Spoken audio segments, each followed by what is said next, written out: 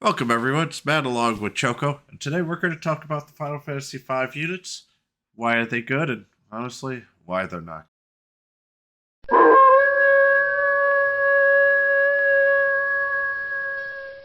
Alright, let's just quickly go through the Warrior Don Dorgan. His STMR is probably the best part about him. It's a two-handed weapon, 200 attack, which has got a decent amount of damage overall for two-handed. His TMR is a attack 50% and gives physical and magical damage against beasts and plants at 40/40. But all in all, basically the only thing you care about is plants. The beasts is a whatever at 40%.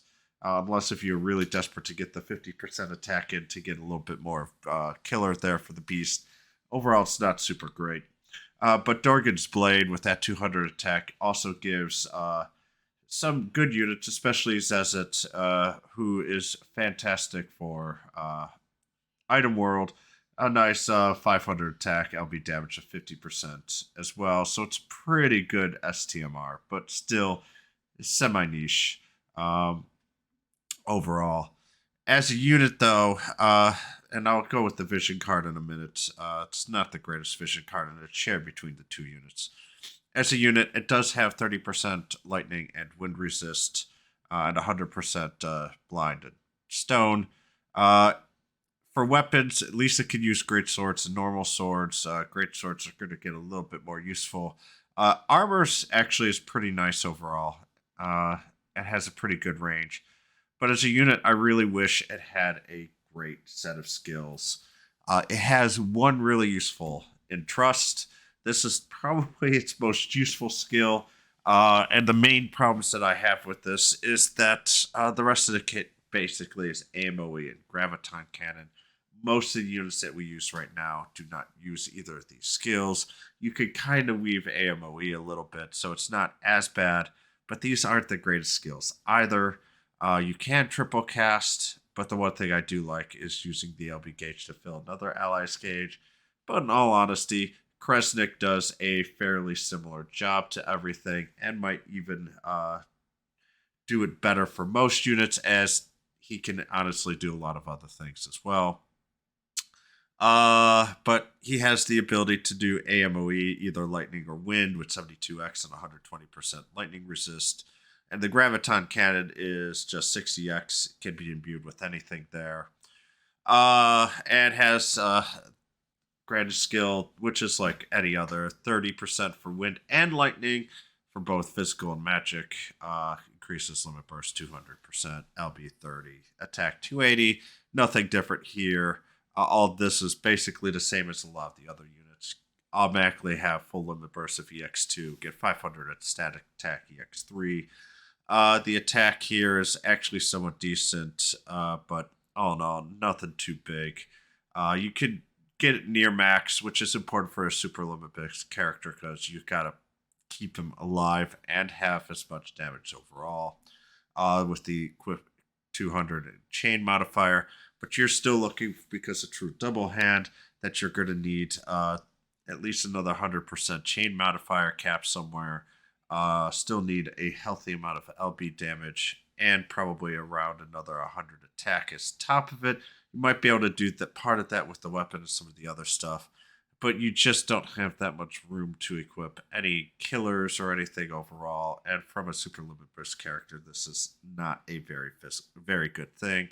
He hates plants, so he's already at 200% there, and beast at 150.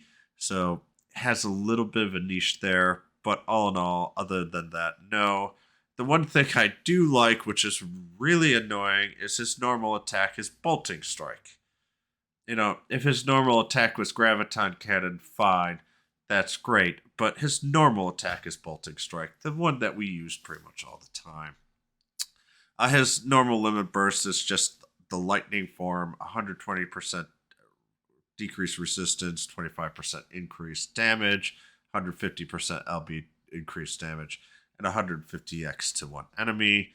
Now, the cost leveling up gets it down to 30, so you can have it cast quickly. His super limit burst just bumps it up by 10% for both resistance and a damage increase. Does give you some beast and plant killer for one turn at 100% and doubles the damage to 300x. All in all, that's his best skill. Obviously, it's a super limit burst. Is he really worth it? No. Basically, what you're going to be using him for is very, very niche overall parties. And even so, it's a little hard because you have to chain with AMoE. In all honesty, this is a fairly disappointing character. The one thing that I do like, and I kind of wish that we had a few more units that had the entrust skill. That is kind of nice. Uh, but the problem is his best skill is his limit burst, and if you're bringing him in just to entrust, there are a lot of other better units out there.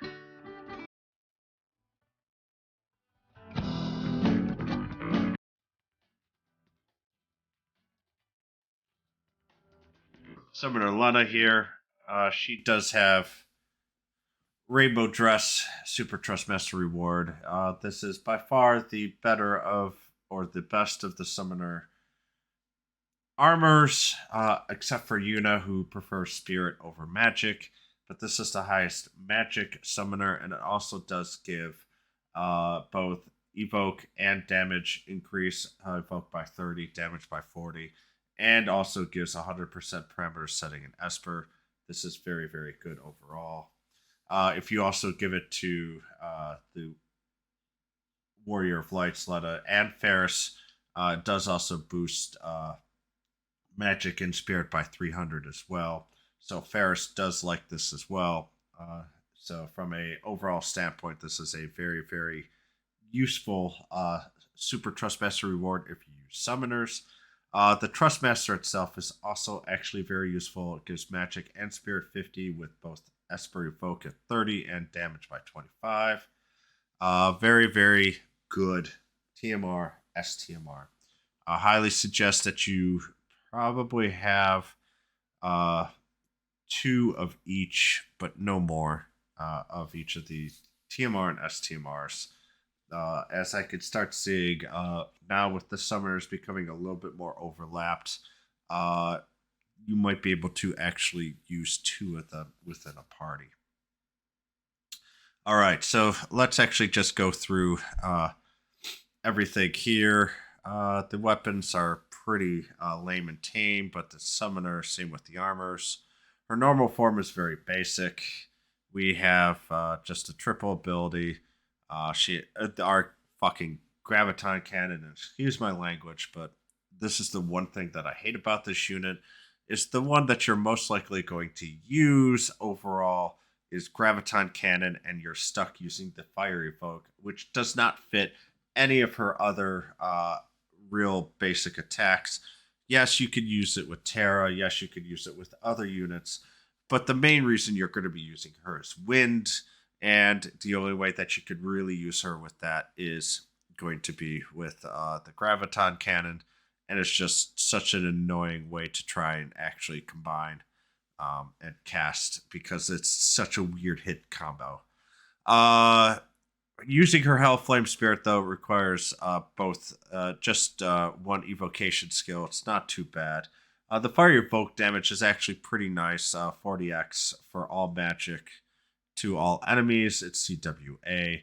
It will be able to chain very well with Transterra with the Fire Evoke, so at least she has synergy there. And she also can summon and heal, but requires 5 evokes. And it does heal an awful lot and does increase limit burst gauge as well, but you can only use it twice, and that's then not including you can't use it for Hellflame Spirit, and you totally wipe out the Evo gauge. The nice thing is very standard overall here. Magic instead of attack for there. But the one thing she does have is a pretty good evoke damage of 160 overall. When she enables, she evokes Carbuncle, Golem, or Tetrasylphid. She will increase resistances, both sides, of Light for Carby, Earth for Golem, and Wind for Tetrasylphid by 50%. Not nearly as useful as a lot of other fields, but you can get around some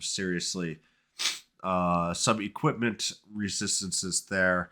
And this is could be a way to simplify some of the needs for SLB units to not have to have as much resistances. But it does lower your damage field until the very end, or you have to time things correctly for it to be used. It's very niche and it is a little annoying to use.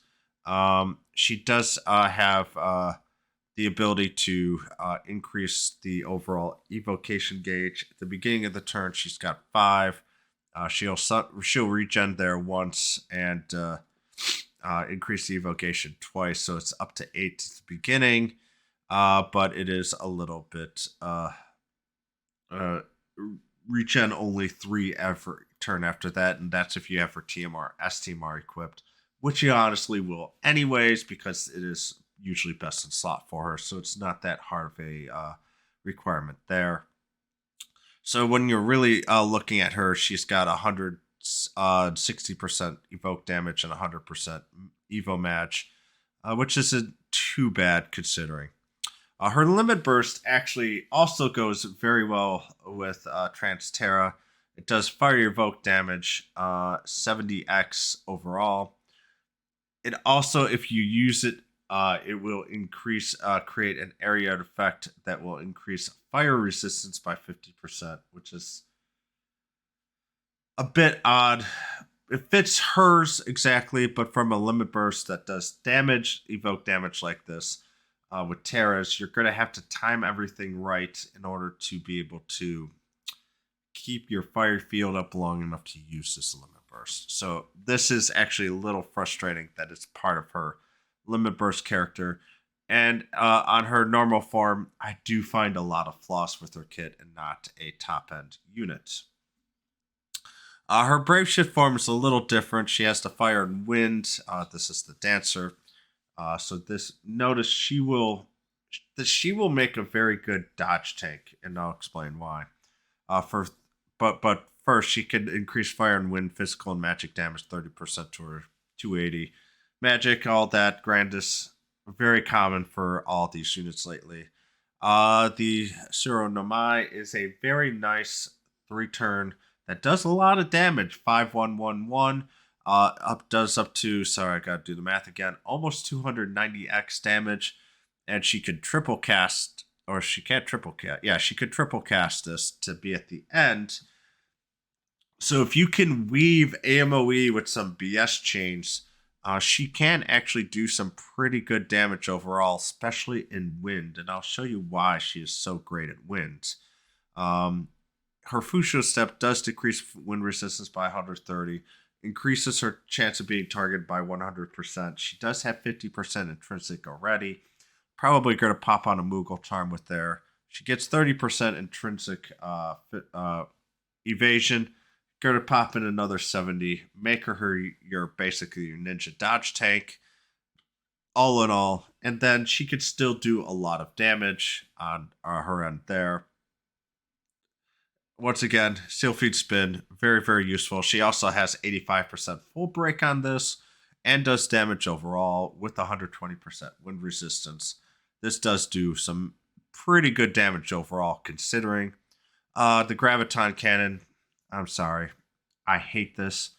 Come on, let's just take away the 5 units with Graviton Cannon. There's no real need for that.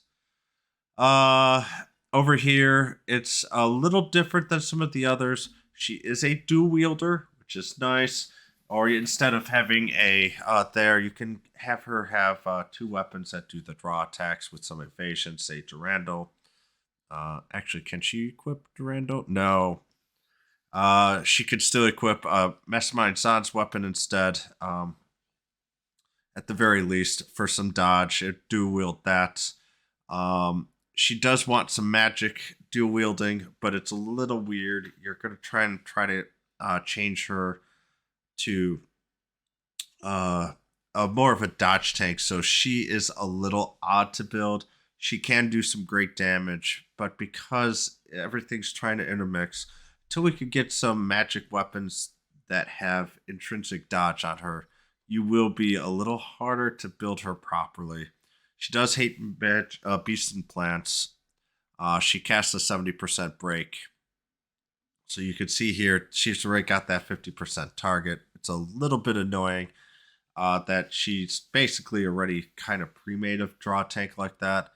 I would have really liked her a lot more if she was just a wind magic damage dealer. She does have 50% LB damage, and want to talk about this.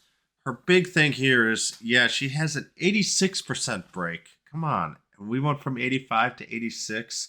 If she was an 89% break, she would have been the real hot thing. But this 86% break's kind of like, really? One more percent? But it's a magic damage. On top of it, magic with physical can be imbued. And on top of it, she can decrease wind resistance for 140% for 4 turns. So enemies, this is the highest that we've seen for wind. We're starting to build a bit more of a wind meta. Bulwark gives us some pretty nice wind things that we can play around with, give everybody boosts, etc. So she does have some uses for it. It's the only thing that I'm really, really interested in for her. But there are some decreases as well. You do need to level it up because otherwise 138 crystals is just going to take forever. And all in all, she's an okay unit, but she has some very severe limitations. But if you are really desperate for increasing more than what you can, like with a boss, you need to increase your resistances by 120%. Most units can get you up to 100 or 80. She can put a field up to give 50% more. So there are some things that she can do that might be helpful down the line. We haven't really seen that need yet. So I don't expect it to happen for a very long time. But who knows? They may, because she is now introduced here, who knows? The cow units that are coming in the future might make this more into play as well. So I hope you guys enjoyed. Good luck. Let me know if you guys are interested down below.